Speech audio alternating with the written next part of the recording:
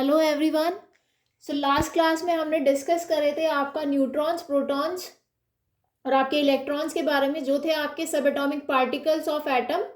In this class हम structure of atom में discuss करेंगे आपका एटॉमिक नंबर।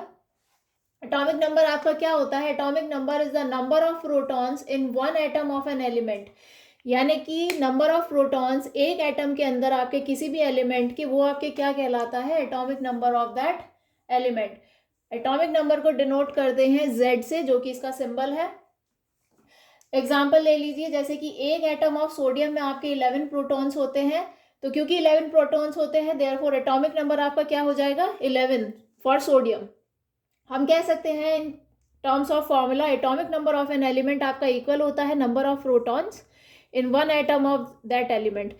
ठीक है, यही हमने आपकी डेफिनेशन भी बताया है। अब आप जानते हैं कि किसी भी न्यूट्रल एटम में नंबर ऑफ प्रोटॉन्स उसके नंबर ऑफ इलेक्ट्रॉन्स के इक्वल होते हैं, तो हम ये भी कह सकते हैं कि आपका atomic number of an element equal हो जाएगा number of electrons in one neutral atom.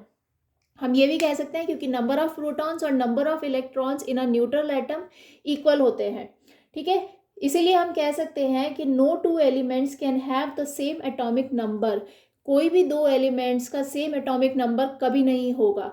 इसीलिए क्योंकि कोई भी दो एलिमेंट्स का सेम एटॉमिक नंबर नहीं हो सकता, इसीलिए एटॉमिक नंबर का हम यूज किस लिए करते हैं? It is use to identify an element. हर एक एलिमेंट का अपना एटॉमिक नंबर होता है। अगर हम कह रहे हैं कि किसी एलिमेंट का एटॉमिक नंबर है आपका 11, so we are particularly talking about sodium, क्योंकि हमने 11 प्रोटॉन्स की बात करी है, 11 प्रोटॉन्स यानी कि 11 इलेक्ट्रॉन्स, तो हम पर्टिकुलरली इस केस में सोडियम की बात कर रहे हैं, फिर हम किसी और एलिमेंट की बात नहीं कर रहे हैं। दस हम ये कह सकते हैं कि atomic number of an element हमें दो चीज़ों के बारे में बताता है, टू थिंग्स के बारे में हमें बताता है, जिसमें से पहली है number of protons in one atom of the element, यानी कि नंबर ऑफ प्रोटॉन्स के बारे में बताता है एटम के।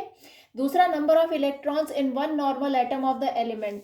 सो द एटॉमिक नंबर किसी भी एलिमेंट का हमें दो चीज़ों के बारे में बताता है। फर्स्ट है आपका number of protons and the second is your number of electrons. Next है आपका मास नंबर। जैसे कि आपका एटॉमिक नंबर था नंबर ऑफ प्रोटॉन्स या फिर नंबर ऑफ इलेक्ट्रॉन्स, उसी तरीके से आपका मास नंबर होता है total number of protons and neutrons present in one atom of an element. ये मास नंबर आपका होता है total number of protons and neutrons present in one atom of an element. if you will write in terms of formula, so it will become like this: mass number equals to number of protons plus number of neutrons। Example ले लिया है मैंने फिर से sodium का। Sodium के आपके होते हैं 11 प्रोटॉन्स और 12 न्यूट्रॉन्स, तो हम कह सकते हैं मास नंबर ऑफ सोडियम क्या हो जाएगा? 11 + 12 दैट इज 23। और जो मास नंबर को डिनोट करा जाता है वो करा जाता है आपके सिंबल कैपिटल ए से। अब देखिए, the protons and neutrons present in nucleus. तो आपके जो प्रोटॉन्स और न्यूट्रॉन्स होते हैं वो न्यूक्लियस के अंदर प्रेजेंट होते हैं और टुगेदर क्या कहलाते हैं? कहलाते हैं nucleons. Fine the mass number of an atom also gives us the atomic mass. तो आपका मास नंबर जो होता है एटम का, वो हमें एटॉमिक मास भी देता है। देखिए कैसे, मास नंबर हमें पता है number of protons plus number of neutrons होता है।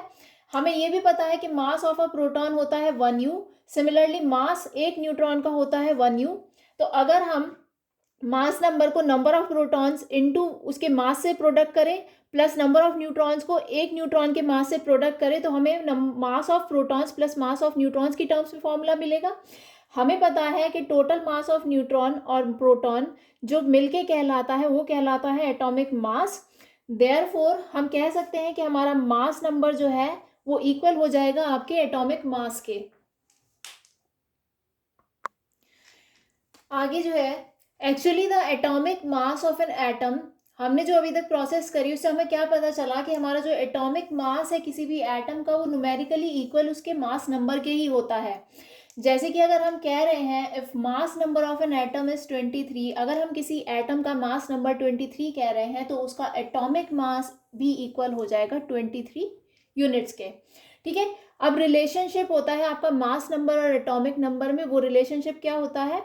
सिंबल ऑफ एलिमेंट आपका आता है मिडल में, देन आपका एटॉमिक नंबर आता है लेफ्ट बॉटम, और आपका जो मास नंबर आता है वो लेफ्ट टॉप पर आता है। एग्जाम्पल के तौर पे आप ले सकते हैं सोडियम का एटॉमिक नंबर 11 जो कि आ रहा है आपका left bottom, and then 23 is your mass number for sodium which is left top.